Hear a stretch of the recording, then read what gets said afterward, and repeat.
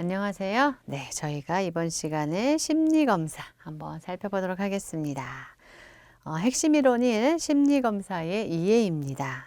1번 심리검사의 의의 및 특징, 동그라미 4개까지 이제 설명이 쭉 나와 있습니다. 한번 보도록 할게요. 심리검사는 지능, 성격, 적성, 흥미 등 인간의 지적 능력이나 심리적 특성을 파악하기 위해서 양적 또는 질적으로 측정, 평가를 수행하는 어떤 절차다. 동그라미 2번 심리적 현상에서 개인 간의 차이를 비교 분석해서 개인의 인격적, 행동적 측면을 이해할 수 있도록 하기 위한 심리학적 측정 과정이다. 표집된 행동 표본을 대상으로 과학적 검증의 과정을 거쳐서 그 결과를 수치로 나타내며 이를 표준화된 방법에 의해 점수로 기술하는 방법이다. 제한된 기준을 통해 개인의 행동을 예측하기 위한 기술적 과정, 개인의 소수 표본 행동을 측정해서 그 결과를 토대로 개인의 전체 행동을 이겨낼 수 있다. 네, 이제 많은 설명들이 나와 있는데요. 한번 잘 살펴보도록 하겠습니다.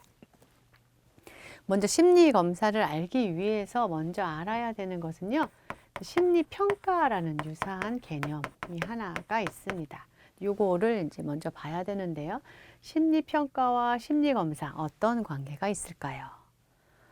네, 심리평가라고 하는 것은요. 평가다라고 하는 건 평가라는 용어 안에는요. 가치 판단이 들어가요. 그래서 뭐뭐뭐다. 그래서 이 사람은 어떠어떠하다라고 평가까지 내려가는 게 이제 가치 판단이 들어가는 게 평가의 개념입니다.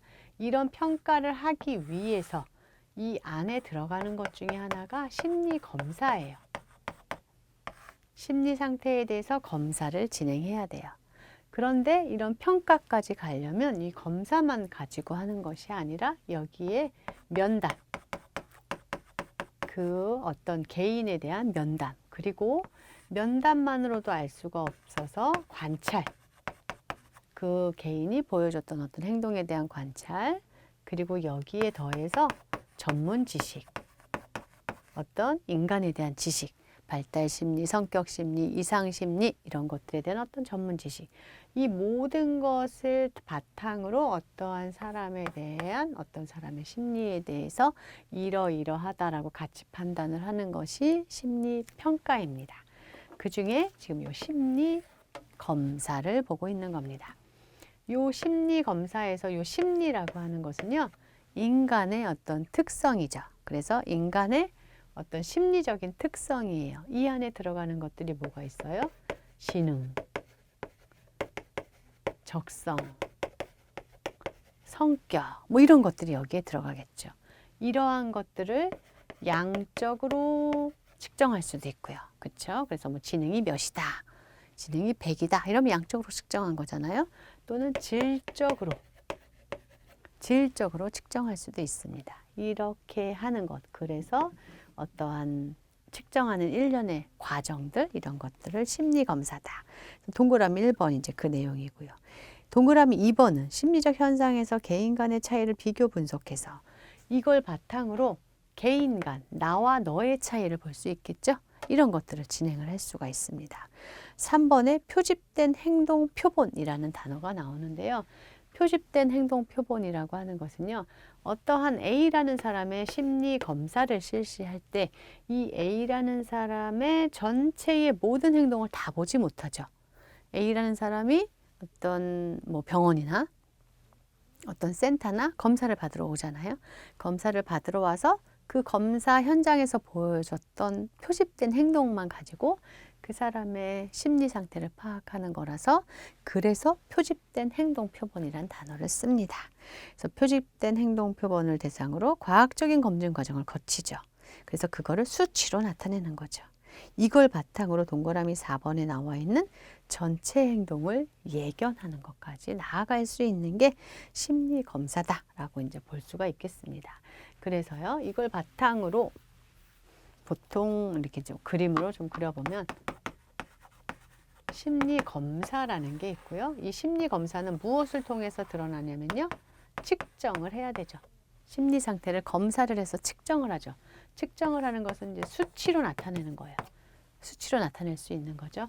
그런 다음에 이거를 다 하고 나면 심리 평가까지 이루어지는 이런 과정. 이루어질 수 있습니다. 2번, 그럼 이런 심리검사를 왜 하느냐? 2번은 심리검사의 목적 한번 보도록 할게요. 1번에 분류하고 진단한다. 분류라고 하는 것은 이 사람의 심리 상태를 파악하고 나서 적재적소에 어디에 이렇게 넣을 수 있는 거죠. 이런 분류할 수 있겠죠. 또는 그 사람에 대해서 진단도 할 수 있습니다. 그래서 내담자의 적성은 어떤지, 흥미는 어떤지, 동기는 어떤지, 내담자에 관한 자료를 수집해서 내담자의 문제의 원인도 파악하고 해결하기 위한 어떤 도구로도 활용을 할 수 있겠죠. 또 자기 이해, 그죠? 나의 적성은 어떤지, 나의 성격은 어떤지, 나의 뭐 지능, 인지 능력은 어떤지 이런 것들을 볼 수 있는 것. 자기 이해 증진도 할 수 있고요. 또 그걸 바탕으로 예측을 할 수가 있어요. 뭐 어떤 지능이 꼭 학업 성취와 연결이 꼭 반드시 연결되는 건 아니지만 어느 정도 영향을 줄 수 있기 때문에 지능 검사를 통해서 학업 성취도를 예측할 수도 있고요. 또 어떤 성격 검사를 통해서 특정 행동을 할 거다라고 예측할 수도 있는 거죠. 그래서 심리 검사를 통해 내담자의 특성을 밝혀서 내담자의 장래 행동, 성취 등을 예측할 수 있는 것, 이런 것들이 이제 심리 검사를 통해서 도달하려고 하는 목표다라고 이제 볼 수 있겠습니다. 3번 심리검사의 시행 과정. 이게 이제 중요하죠. 심리검사를 시행하는 데 있어서 그 과정 알아야 합니다. 1단계 심리검사를 선택합니다.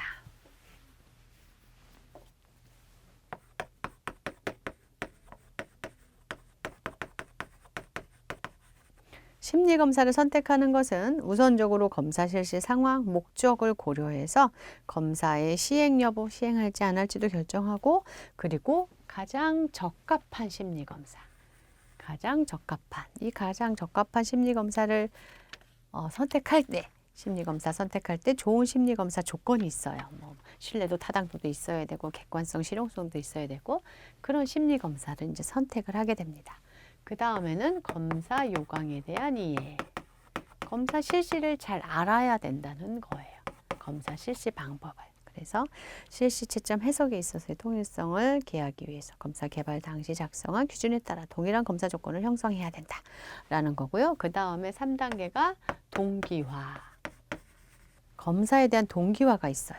검사자는 수검자가 심리검사를 받을 준비 상태에 놓이도록 심리검사에 대한 두려움이나 거부감을 해소시키기 위해서 노력한다. 자, 무슨 내용이에요? 수검자, 검사를 받는 사람을 우리가 피검자라고도 하고요. 또는 수검자라고도 합니다. 이 용어가 이제 혼용돼서 이제 사용이 됩니다.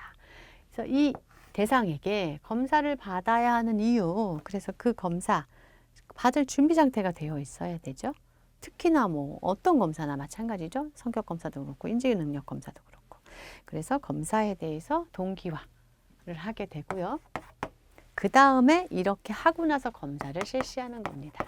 동기화가 되고 나서 검사를 실시하죠.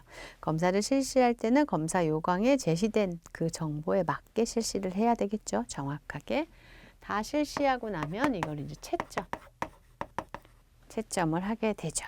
그래서 수검자의 응답지 작성 과정에서의 오류도 점검을 하고, 그래서 객관적인 채점을 하고, 그런 다음에 해석을 하게 됩니다.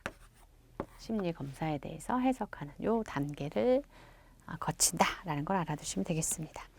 4번 심리검사 결과를 해석할 때는 언제예요? 요 해석할 때죠? 요 해석할 때 유의사항 보도록 하겠습니다. 심리검사는 전문적인 자질과 경험을 갖춘 사람이 해석을 해야 되죠. 그래서 우리 선생님들도 이런 자격증을 따기 위해서 공부를 하시는 거죠. 그래서 요 임상심리사 자격증을 따시면 이것들을 실시도 할 수 있고 해석도 할 수 있는 자격이 되는 거죠. 2번 다른 검사나 관련 자료를 함께 고려하여 결론을 내려야 한다. 그쵸. 이게 이제 교차 타당성과 좀 관련이 될 수 있는데요.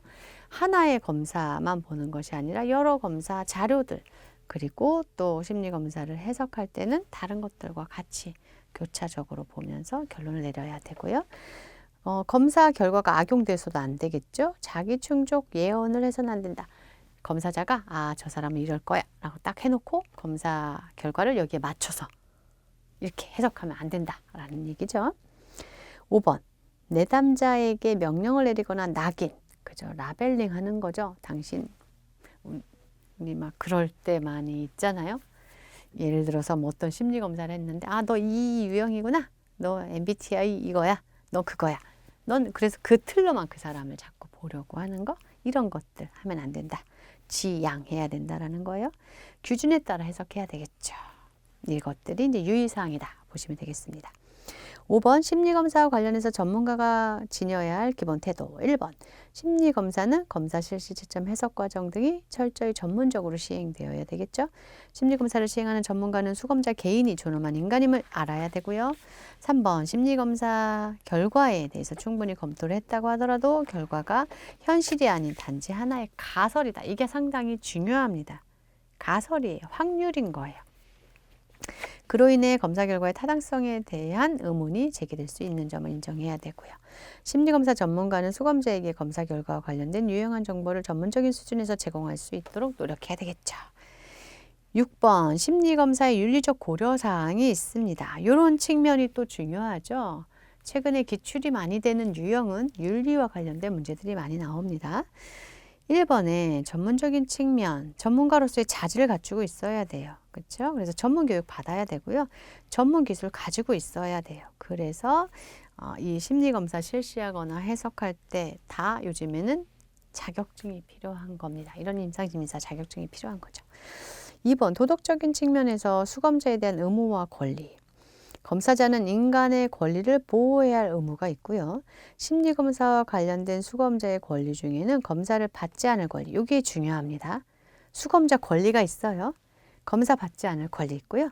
검사 점수 해석 알 권리 있고요. 검사 자료에 대해서 접근할 수 있는 사람이 누구인지, 나의 검사 결과를 보는 사람이 누구인지 알 권리가 있어요. 또 비밀을 보장받을 권리가 있어요. 이게 수검자의 권리입니다. 이 권리를 알고 있어야 되죠. 3번 윤리적인 측면입니다. 이것은 검사자의 책임과 관련이 되죠. 검사자는 수검자에게 검사가 어떻게 사용되는지를 말해주고 비밀 보장의 한계도 설명해 주어야 하고요. 자신을 고용한 기관에 대해서는 가능한 한 최소한의 정보를 제공하는 것이 바람직합니다.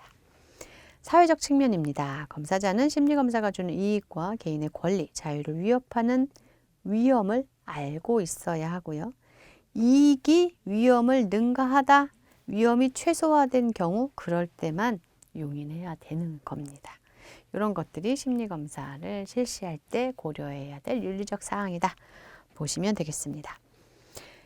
7번 심리검사의 장점, 라파포트가 이야기한 장점입니다. 이것은 개인에 관한 자료 수집 과정에서 주관적 판단을 방지해준다.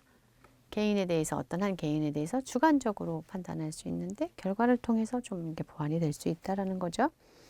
양적 측정을 통해서 개인 간 행동을 비교할 수 있다. 개인 간이니까 나와 너의 행동을 비교할 수 있다는 거예요. 수검자의 검사 반응을 비교해서 개인 내 비교를 가능하게 한다.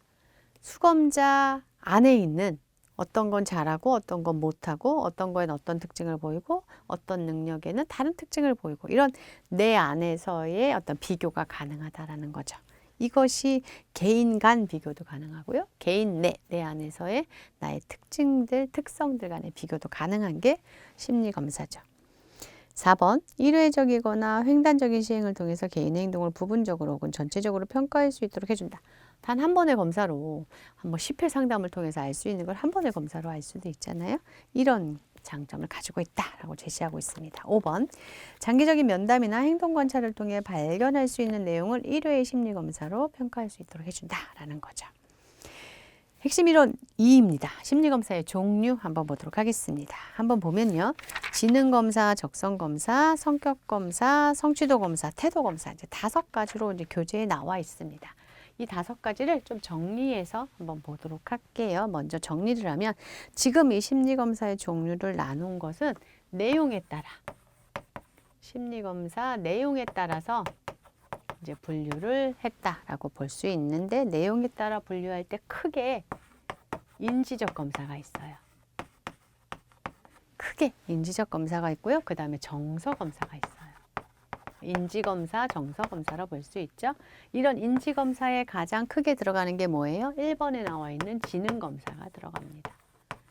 지능검사에 많이 들어가는 게 웩슬러 지능검사 많이 있죠. 그 다음에 적성검사도 여기 인지검사에 들어가요. 적성 검사. 그래서 GATB라고 하는 일반 적성 검사가 여기 이제 대표적으로 들어가죠. 그 다음에 성취도 검사. SAT 같은 게 여기에 들어가죠. 이게 이제 인지 검사에 들어갑니다.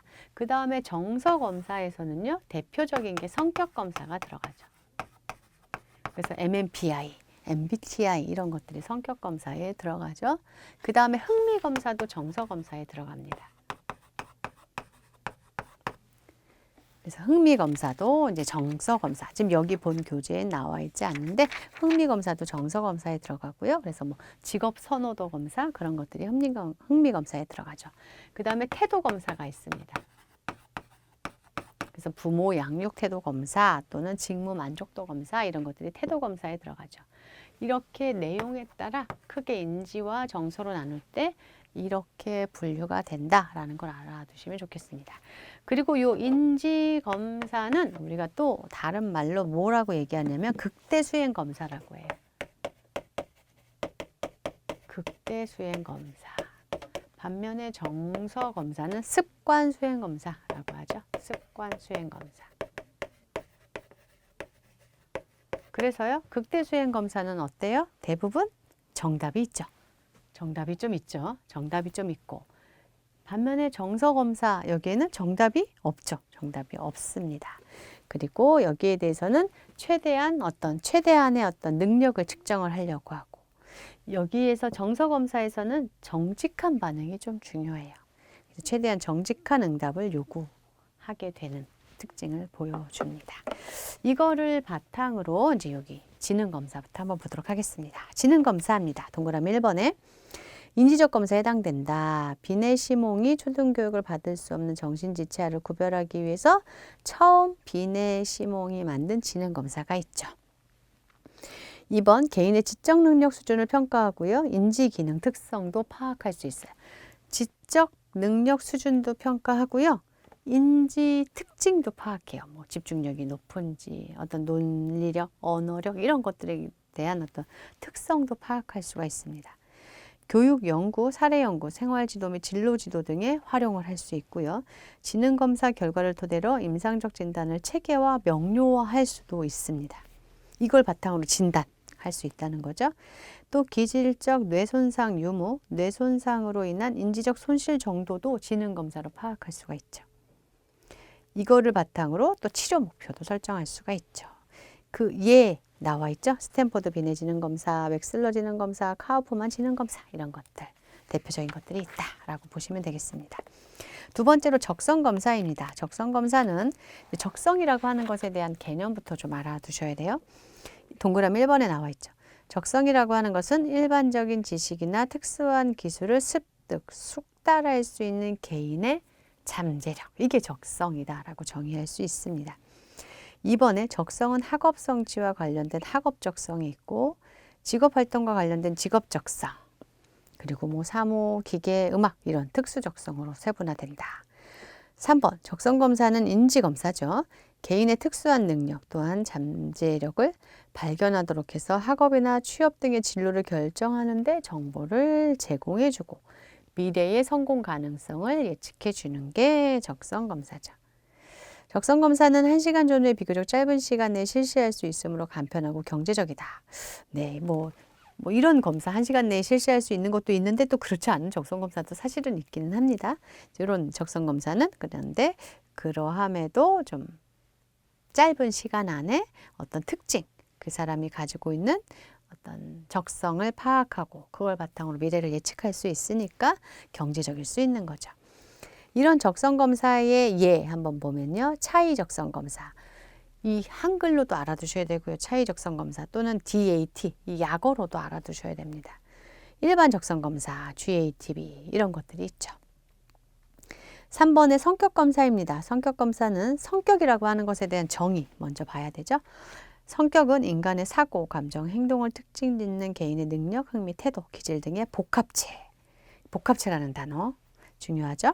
성격 검사는 개인의 선천적 또 후천적 요소의 상호작용에 의해서 나타나는 어떤 특징? 일관된 특징이에요. 변하지 않는 그 사람이 일관되게 보여주는, 변하지 않는 보다는 그 사람이 일관되게 보여주는 특징이죠. 일관된 특징이라고 할 수 있다. 그래서 이것은 정서검사에 들어간다라는 거고요. 이 성격검사는요, 1892년에 크래플린의 정신과 환자를 대상으로 한 자유현상 검사에서 비롯되었다.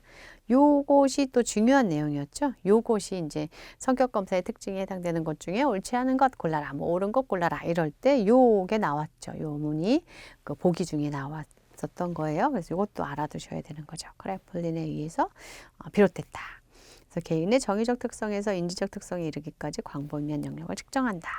대표적인 게 MBTI 성격 유형 검사, 미네소타 MMPI 있고요. 로샤 검사도 이 성격 검사에 들어가죠. 그 다음에 16 성격 요인 검사 여기에 들어갑니다. 그래서 우리가 MBTI 같은 거는 어떤 유형을 정해놓고 이제 성격을 파악하는 거라면 16 성격 요인 검사가 만들어진 배경은 어떤 그래서 MBTI는 약간 연역적 방법으로 만들어졌다 이렇게 이야기를 하는데 16 성격 요인 검사는 요인 분석을 통해서 만들어진 이제 성격 검사죠. 이런 것들이 성격 검사에 들어간다라는 걸 알아두시면 되겠습니다. 그 다음에 4번에 성취도 검사. 성취도 검사 여기 인지 검사에 들어갔죠. 성취도 검사. 요 성취도 검사는요. 2번에 나와 있는 적성 검사랑 비교하는 문제가 좀 자주 출제가 됩니다. 두 개. 를 좀 비교하는 문제가 좀 출제가 되죠. 성취도는 일정한 단계에서의 기술이나 지식의 발달 정도를 의미한다. 지금 이 단계에서 내가 어느 정도의 지식을 성취해낼 수 있는가를 보여주는 게 성취도 검사죠. 성취도 검사는 훈련이나 수업 등의 체계화된 교수를 통해서 학습된 기술이나 지식을 측정하는 표준화된 검사다. 그래서 뭐 읽기, 독기, 쓰기, 산수. 그래서 성취도 검사가 많이 실시하는 뭐 이런 SAT 같은 거 있잖아요. 이런 것들도 성취도 검사에 들어가고 또는 뭐 어떤 학업 성취도 검사 이런 것들이 다 이 성취도 검사에 들어가는 겁니다. 그래서 지금 수준에서 내가 어느 정도 기술이 축적되어 있는가 이런 것들이 측정되는 거죠. 3번에 적성 검사가 과거나 현재보다 미래 수행 능력을 예측하는데 성취도 검사는 뭐겠어요? 현재까지 축적된 지식 그죠? 그것을 측정하는 거죠. 요 동그라미 3번에 나와 있는 거, 요런 내용이 적성 검사와 성취도 검사를 비교하면서 많이 나오죠. 요 동그라미 3번 내용 중요합니다. 4번에 성취도 검사의 결과는 종종 학생의 수업 수준이나 학업 달성 수준을 평가하기 위해서 사용되며 이 경우 높은 성취도 점수는 적정 학령 수준에서의 숙달을 의미하는 반면 낮은 성취도 점수는 교정이나 재이수의 필요성을 나타내겠죠. 그렇죠. 얘는 우드콕 존슨 학업 학습 능력 평가 심리학적 배터리에서 WJPB, 광범위성 성과 테스트에서 WRAT, 스탠포드 성취도 검사 SAT 이런 것들이 성취도 검사에 들어갑니다. 그 다음 5번에 태도 검사.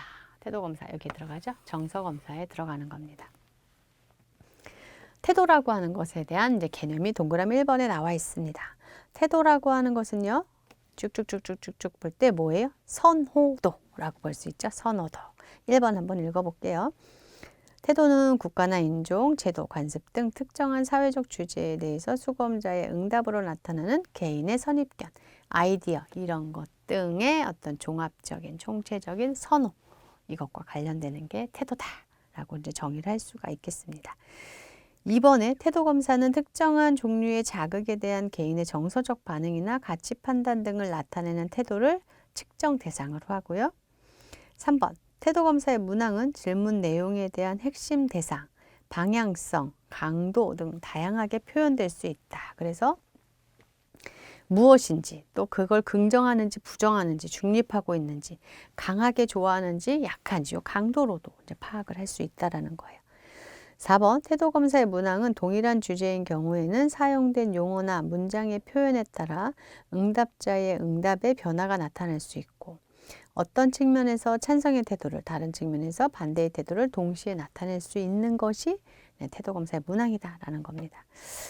5번 보통 견해와 태도를 구분하지 않고 사용하지만 심리검사 분야에서 견해조사, 태도 척도를 구분하는 경향이 있다. 그래서 견해조사는 부모 양육태도 검사, PAT라고 하는 거, 직무만족도 검사, 자아태도 검사 여기에 들어가고요. 태도 척도 척도라고 하는 거, 태도 검사 안에 태도 척도라고 하는 거 있는데 이것은 썰스톤 척도, 리커트 척도, 거트만 척도, 태도를 측정해내는 어떤 척도다라고 볼 수가 있어요. 그것이 썰스톤, 리커트, 그 다음에 거트만 척도 등이 있다라고 이제 보시면 되겠습니다. 이것이 이제 태도 검사에 대한 내용입니다. 이것이 내용에 따라서 분류했을 때 이렇게 나옵니다. 우리가 그 옆에 우리 리커트 척도, 썰스톤 척도, 그 다음에 거트만 척도, 또 어휘 변별 척도라고 작게 좀 써 있는 게 있는데 그걸 한번 잠시 살펴볼게요. 리커트 척도라고 하는 것은요, 이 태도를 측정하는 척도잖아요. 그래서 측정하려고 만든 특성에 관해서 응답을 5단계로 나누어서 수검자가 동의하는 어느 하나에 표시하게 하는 거. 그래서 예를 들어서 5점 리커트 척도다 이러면요.